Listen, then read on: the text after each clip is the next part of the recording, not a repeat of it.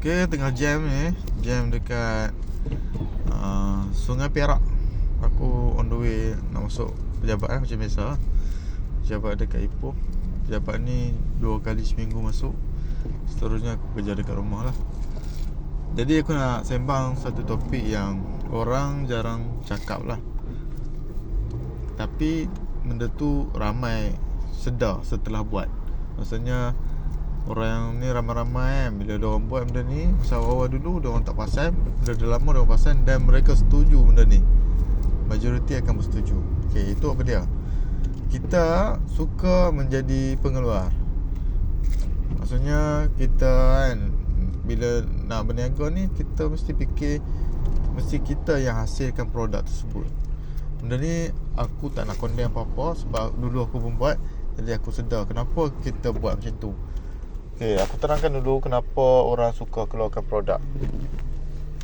Okay, salah satu benda yang berlaku kenapa orang suka keluarkan produk ni adalah kerana, yang betul-betulnya kerana ni kan, dia orang tidak ada pendedahan bagaimana bisnes tu boleh dilakukan dengan lebih baik. Itu satu lah. Kedua, selain daripada tidak mempunyai pendedahan, kita anggap mengeluarkan produk tu lebih jimat. Maksudnya dia tak ada kos yang lain. Kita rasa keluarkan produk tu lebih jimat. Contohnya kan, kalau kita nak trading kan, kita trading nasi lemak, kos nasi lemak RM1. Lepas tu pompa-pompa marketing apa semua kan, kos dia jadi RM1.50. Kita jual nasi lemak tu harga RM2. Okey, faham?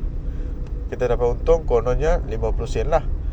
Itu kalau kita ambil nasi lemak dekat orang. Tapi bila kita tengok dalam satu skala yang besar, kita boleh hasilkan nasi lemak pada harga 30 sen. Pompa-pompa marketing pun semua RM1. Dan kita boleh untung dalam lebih kurang RM1. Maksudnya satu kali ganda kalau kita buat sendiri. Itu perkara yang biasa berlaku pada usahawan yang baru. Dan benda tu normal. Aku pun buat juga dulu. Okey, seterusnya, kenapa kita suka keluarkan produk sendiri? Kita tidak mempunyai kawan-kawan yang bisnes yang boleh bantu naikkan bisnes kita. Jadi kita keluarkan sendiri. Dengar macam tak logik kan?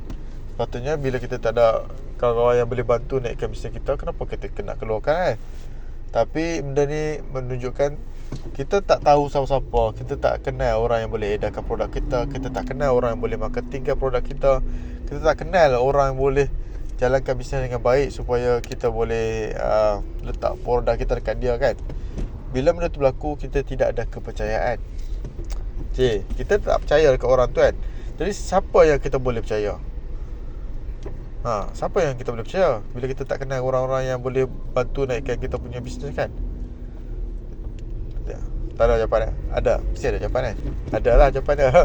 Aku saja bagi macam ada pause panjang sikit supaya apa boleh fikir. Jawapan dia, orang yang kita paling percaya adalah diri kita sendiri.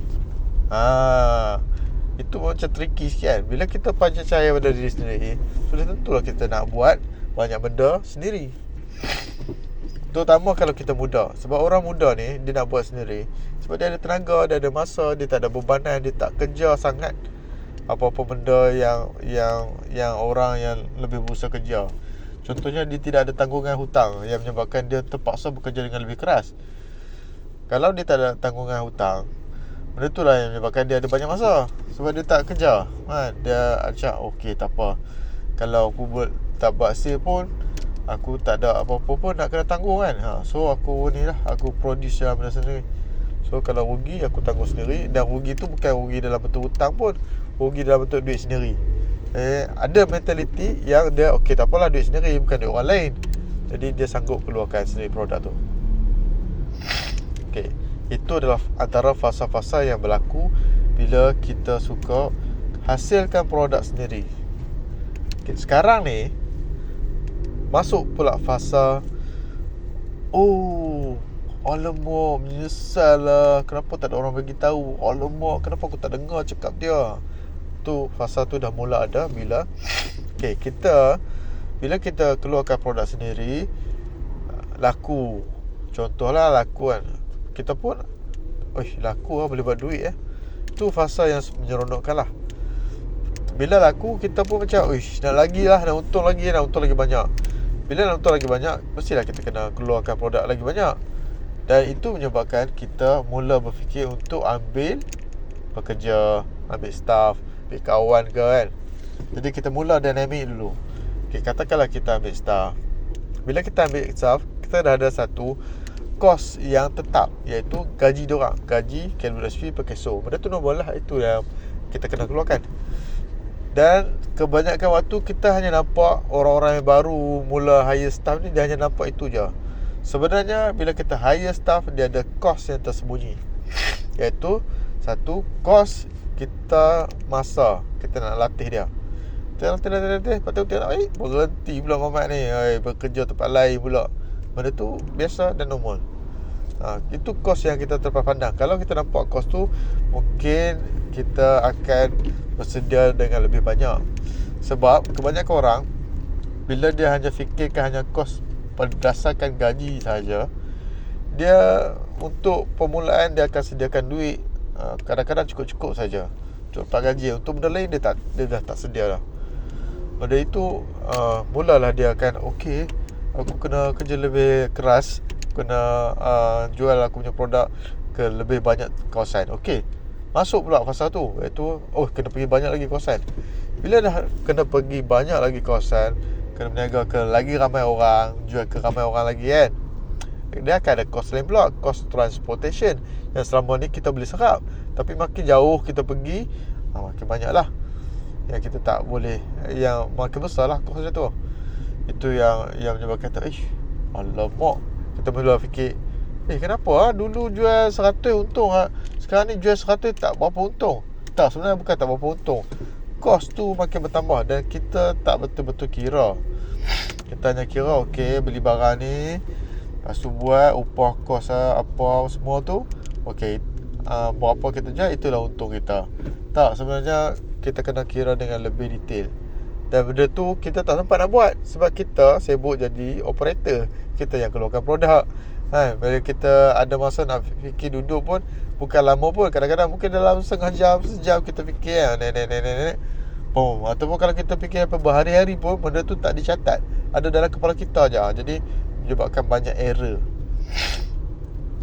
Itu fasa kita mula kita mula sedar lah, tak mudah pun keluarkan production ni kan. Masuklah fasa yang seterusnya. Fasa seterusnya kita makin cekap. Kita makin cekap. Kita not bad lah. Aku dah tahu kira kos, aku dah boleh agak berapa untung, aku dah boleh agak lah rugi tu macam mana nak serap, aku boleh pusing duit tu dengan baik. Itu fasa yang seterusnya. Dan masa itulah kita akan perasan sesuatu. Ramailah orang buat produk macam produk aku. Iaitu fasa, sebenarnya awal-awal lagi mungkin kita dah sedar lah, tapi benda tu tak menjadi fokus kita. Sebab kita dah tengah fokus benda yang saya sebut tadi kan, kos pekerja, kos ni kan. Masuk pula kos mempunyai pesaing yang lebih baik daripada kita. Cuba bayangkan, pesaing boleh jual 2 kali ganda murah, ataupun boleh bagi diskaun kat orang lain 50%, 20%. Maksudnya dia sangat murah. Ada orang macam pergi kat dia ni lagi murah. Itu contoh lah.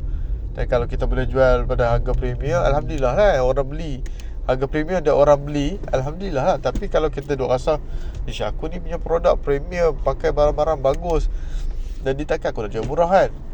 Tak, kita kena faham pelanggan ni dia macam mana pun dia akan tengok harga dulu. Majoriti pelanggan macam tu.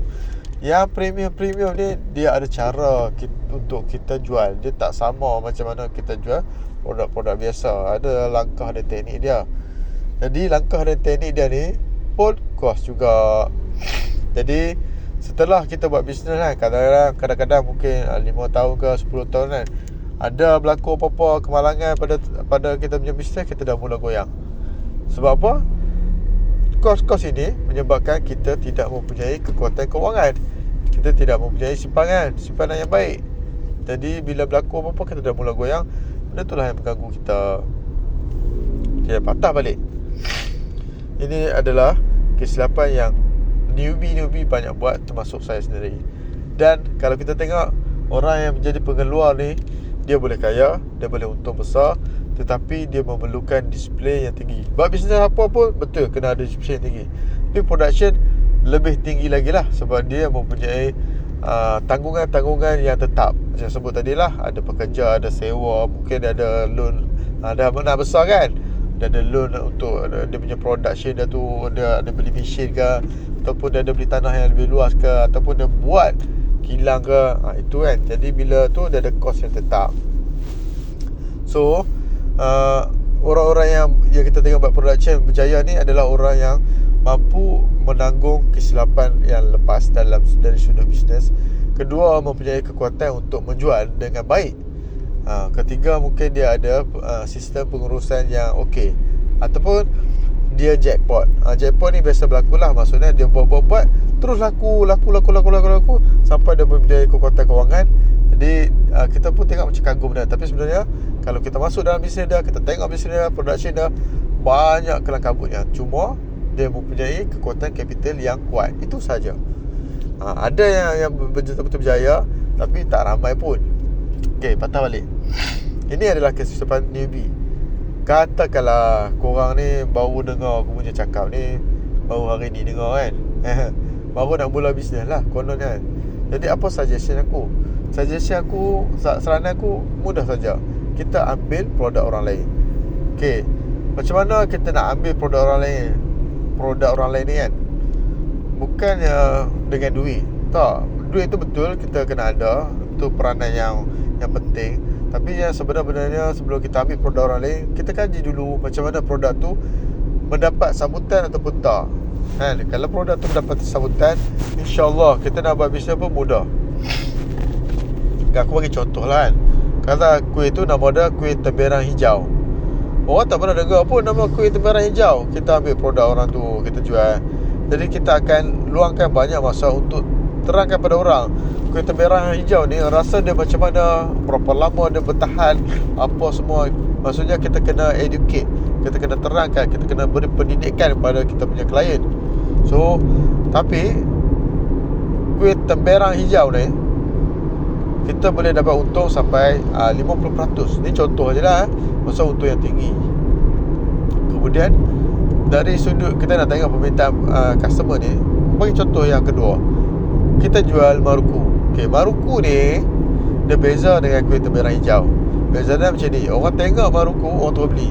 Orang tak tanya pun buat daripada apa, macam mana nak makan, berapa lama boleh simpan, orang tak tanya. Sebab orang dah tahu produk tu macam mana.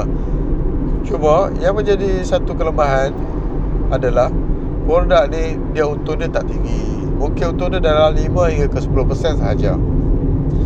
So kita boleh pilih kita nak bisnes yang macam mana. Kalau kita ada banyak masa, kita pandai, bukan pandai, kita cakap, berbual, kita tahu nak cakap apa, kita rasa kita ada semangat yang kuat, kita go pada produk temberang hijau. Kita boleh, sebab kita ada tenaga, kita ada energy untuk approach klien, untuk approach prospect. So kita ambil lah produk tu. Tapi kalau kita pula jenis orang yang macam malu-malu, segan-segan kan, kita jual lah produk yang orang lain tak banyak tanya, orang dah kenal lah produk tu. So senang lah.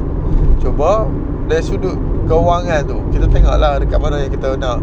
Dan kalau orang tu dia dah lama kan dalam bidang ni yang bagi bidang trading lah, trading ni, dia akan akhirnya sama ada dia pilih satu niche, iaitu niche yang mungkin niche yang common, yang ramai orang tahu, ataupun niche yang agak spesifik, ataupun ada lagi satu, dia akan combine, dia gabungkan dua-dua.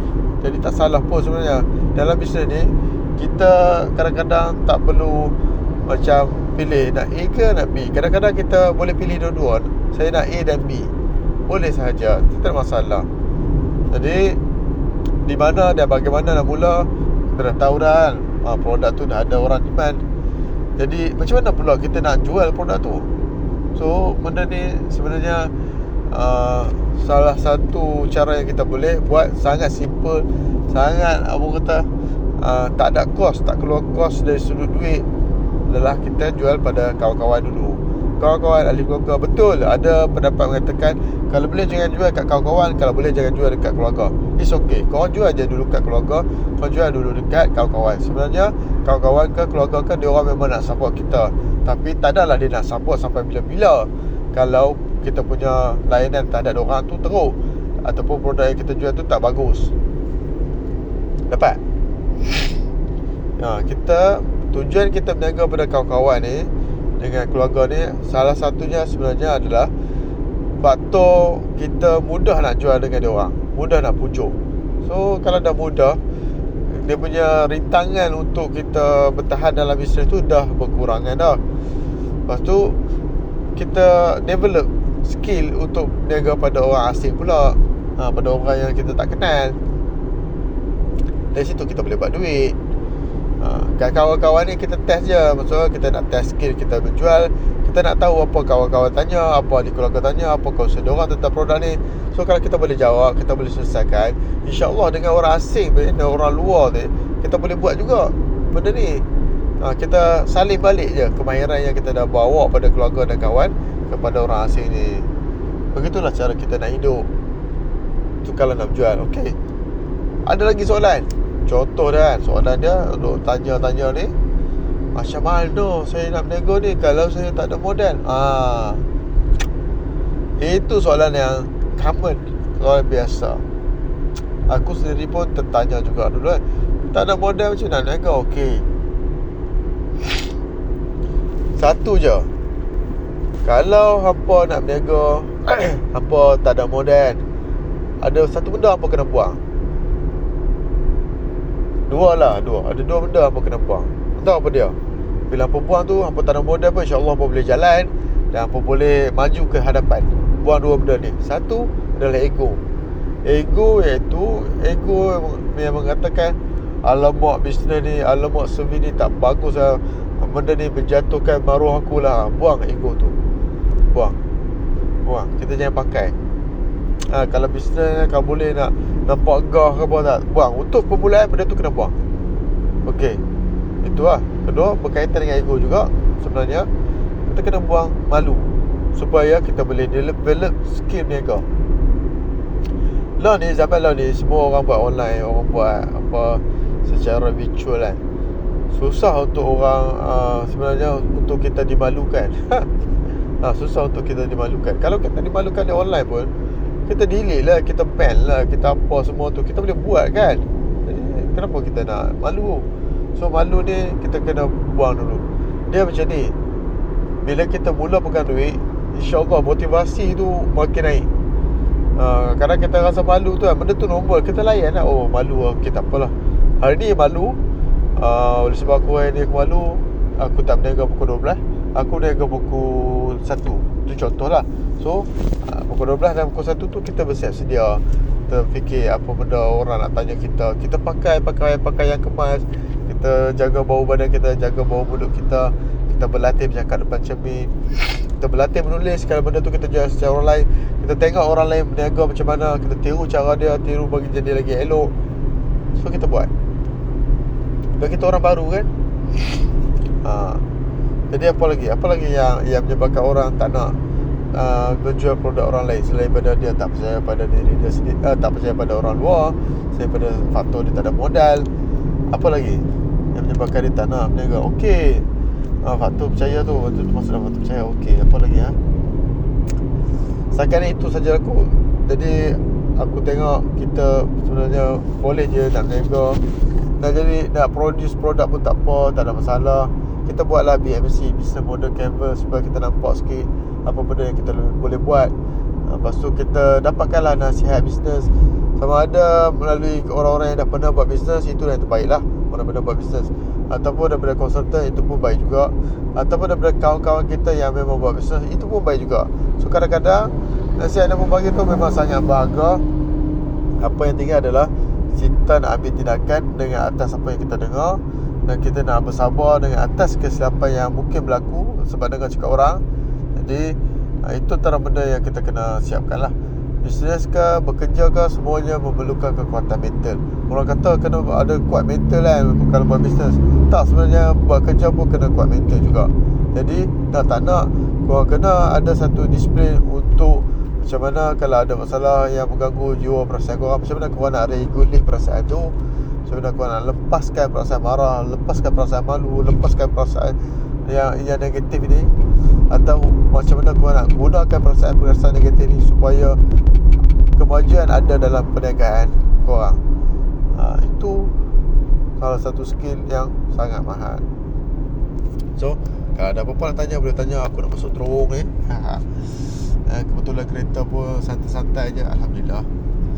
Kita jumpa lagi dalam episod seterusnya. Assalamualaikum warahmatullahi wabarakatuh.